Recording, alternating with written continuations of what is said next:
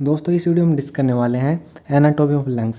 तो आपको सबसे पहले मैं ये बता देता हूँ इस वीडियो में क्या क्या करने वाले हैं। देखिए, एनाटॉमी ऑफ लंग्स आता है, उसमें दो टाइप क्वेश्चन आते हैं। एक आपका उसके रिलेशन या इंप्रेशन से रिगार्डिंग, एक आपका एक शॉर्ट नोट आता है, वो आता है ब्रोंको पुल्मोनरी सेगमेंट के रिगार्डिंग।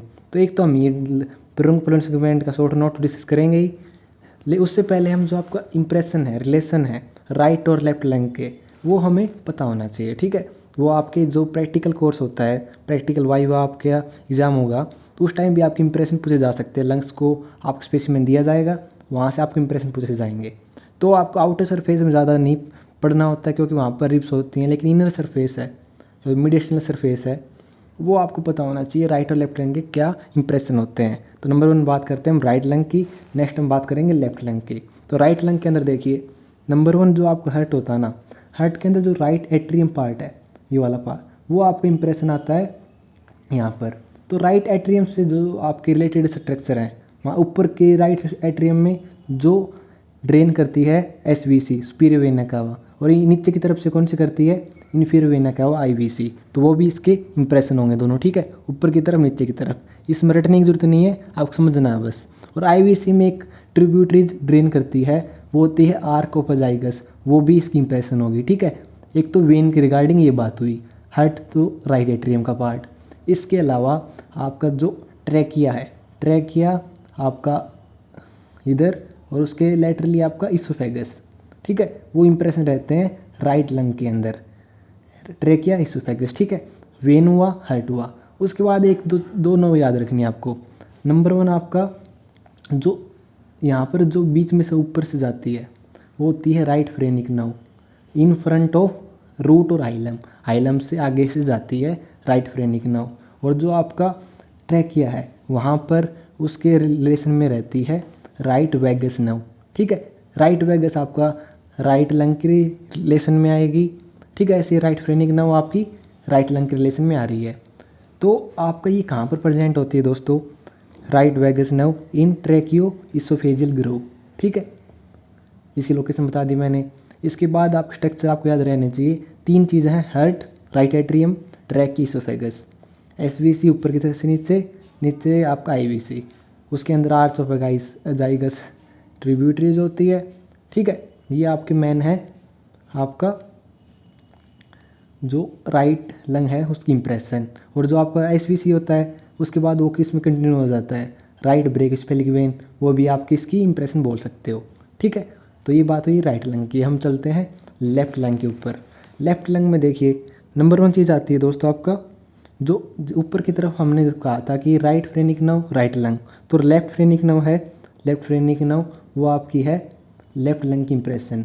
ऐसे ही यहाँ पर राइट वैगस था, यहाँ पर आपका लेफ्ट वैगस है, लेफ्ट वैगस है। लेकिन जैसे इसोफेगस और ट्रैकिया वहाँ पर इंप्रेशन थे, लेकिन यहाँ पर भी आपका इंप्रेशन आता है। लेकिन इसके साथ साथ आपको एक याद रखना है, थोरेसिक डक्ट, थोरेसिक डक्ट इसकी अलग से इंप्रेशन है, जो कि आपकी राइट लंग के अंदर प्रेजेंट नहीं था।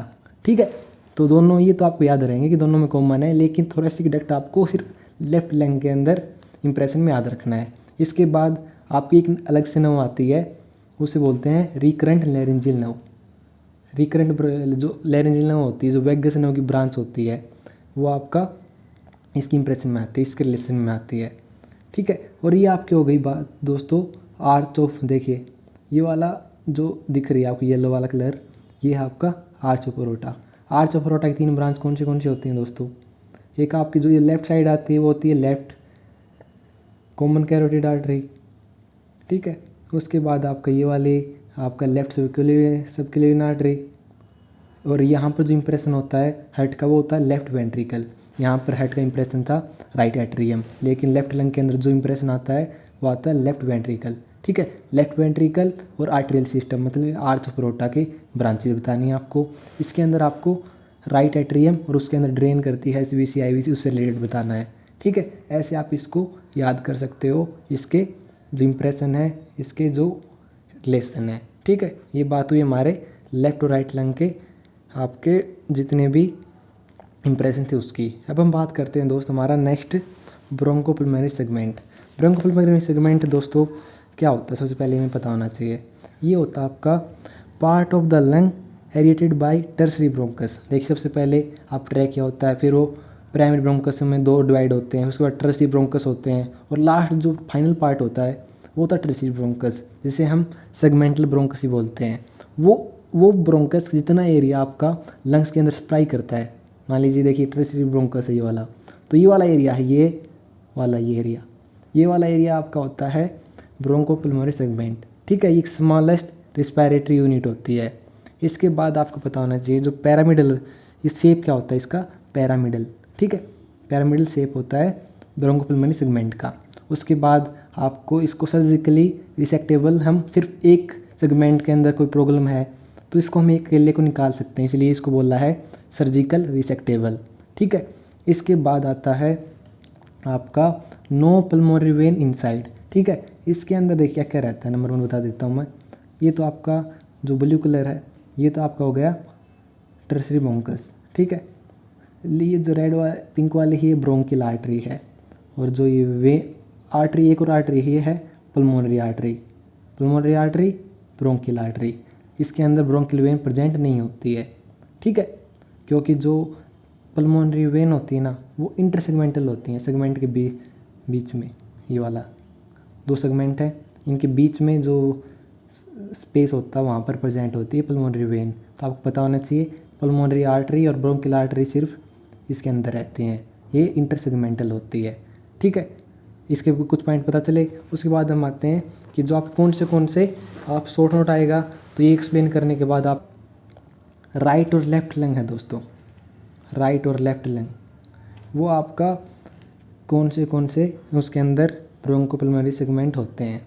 तो आपका नंबर 1 आता है APA। ठीक है, APA LM, आप इसकी ट्रिक है। तो इसके अलावा आप कैसे याद करोगे, देखिए अपर 3 लोब होते हैं राइट के अंदर, अपर मिडल लोअर। तो अपर के अंदर एंटीरियर पोस्टीरियर एपिकल। ठीक है, APA। उसके बाद मिडल लोब के अंदर लैटरल मीडियल, लोअर लोब के अंदर आपके जो नाम है वो है स्पिरोबेसल।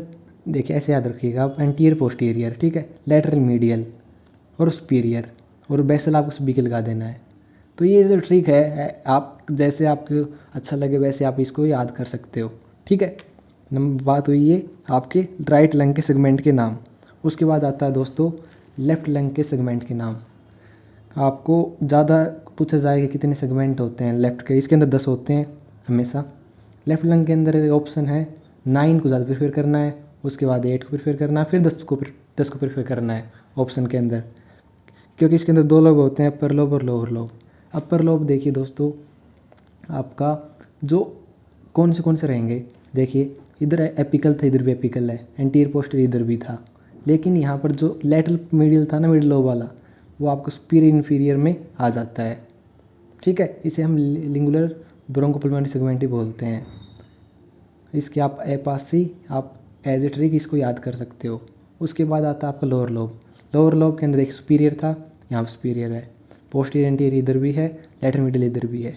सेम वैसे कि वैसे आपका जो लोअर लोब है वो दोनों का सेम है लगभग। ठीक है, आप सिर्फ इन दोनों को लैटरल मिडिल की जगह सुपीरियर इन्फीरियर का नाम चेंज करना है। तो दोस्तों ये थी हमारे जो ब्रोंकोपल्मोनरी सेगमेंट था उसके से नाम देखा, जो आपका राइट और लेफ्ट लंग था उसकी इंप्रेशन देखे। तो होप कि दोस्तों इस वीडियो से आपको अच्छा आइडिया लग गया होगा कि आपको क्या क्या कैसे लिखना है। तो इस वीडियो से आपको फ़ायदा हुआ दोस्त, तो वीडियो को लाइक और चैनल सब्सक्राइब जरूर कीजिएगा। तो मिलते हैं नेक्स्ट वीडियो के अंदर, तब तक बाय।